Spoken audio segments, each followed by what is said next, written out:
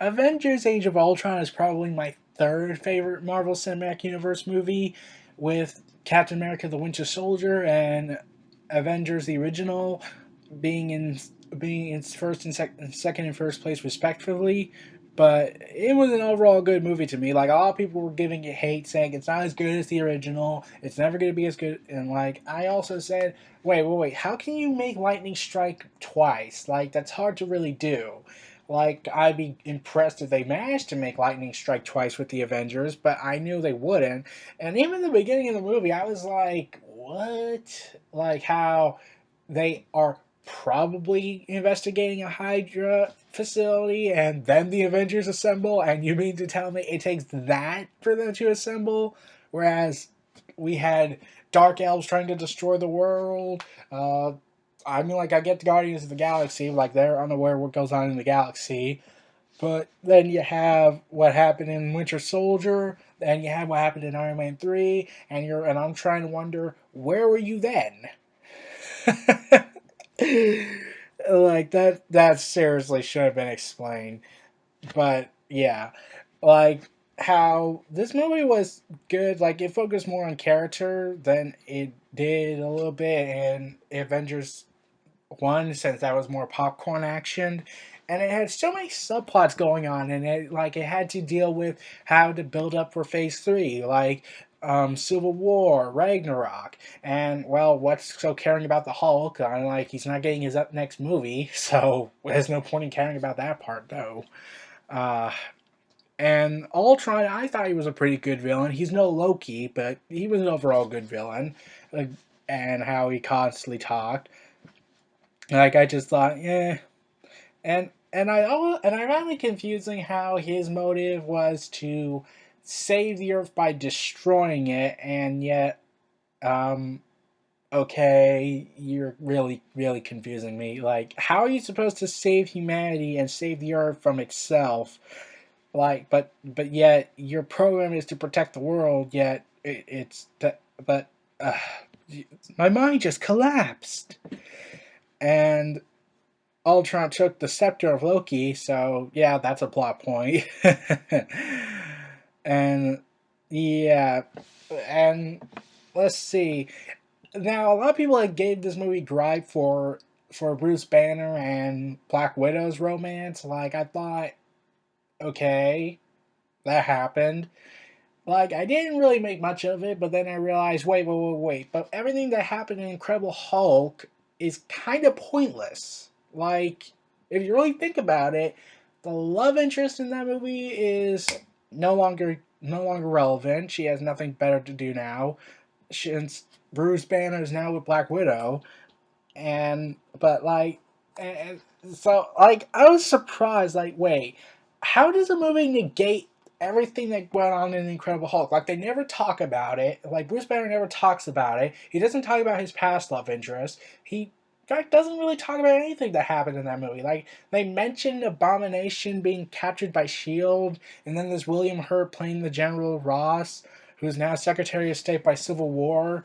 So, like, I just wondered, what's the point in caring about what happens in that movie if nothing is going to be talked about ever again, and how there were a series of plots there that never got resolved.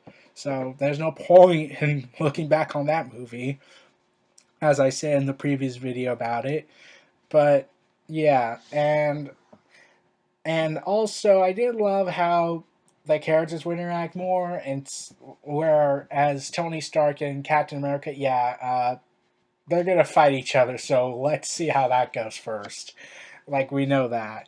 And I was wondering, hey, wait, how come the scepter is not in custody by Shield at this point? Like, okay, like, I'm pretty sure it was, and then Hydra took it. But I'm trying to wonder, they must have taken that long for them to realize, oh great, the scepter's gone. It took them 2 movies. They never explain when this takes place. I'm like, it's obviously taking place after Winter Soldier, but how long after Winter Soldier is the question. So I don't know what happened on that.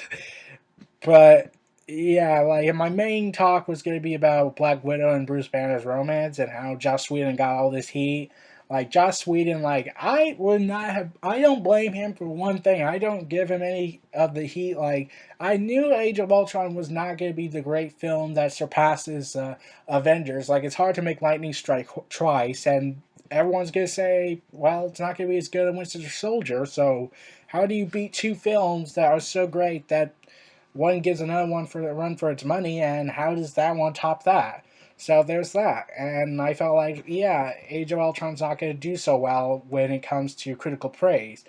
I knew it was going to do well at the box office. Like this is a movie everyone was wanting to see, and then they earned over 1.4 billion dollars of his 300 of his close to $300 million budget, and yet months later down the road, Disney said this: we consider Age of Ultron to be a financial failure. And I'm like, really? Okay, Disney.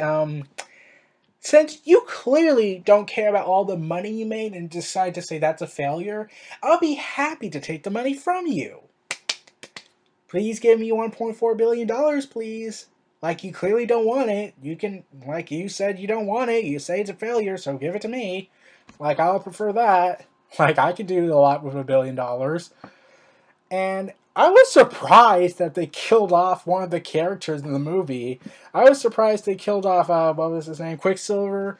How they killed him off in the climax of the movie. I was not expecting that. I thought he was gonna stay with the Avengers till the very end, Infinity War. But now I'm curious, like the actor who played Quicksilver said he wanted to be more movies in the Marvel Cinematic Universe. So am I thinking, are they going to revive him in Infinity War when it comes out in the future? Like, are they going to do that? Like, man, that's really going to be awkward. Like, is Thanos going to revive Quicksilver? If so, how? He doesn't know what's been going on. So there's that. And after the credit in the mid credit scene, Thanos actually reappears in the movie at the mid credit scenes and is taking a gauntlet and vows to personally retrieve the Infinity Stones after the failure of Loki and Ronan. So I was like, oh yeah, this is gonna be awesome. Infinity War Part 1 and 2 is gonna be awesome. Like, I hope it does better than Age of Ultron. I really do. This could be an awesome movie. I can't wait for the Infinity War. Like, this is where I think all the heroes throughout the Marvel Cinematic Universe so far are going to come together. And if it was going to be the last two films in the Marvel Cinematic Universe, I will not complain. Well, everyone, this was Neo Reality Entertainment. Feel free to like, comment, subscribe, and donate. And stay tuned for more.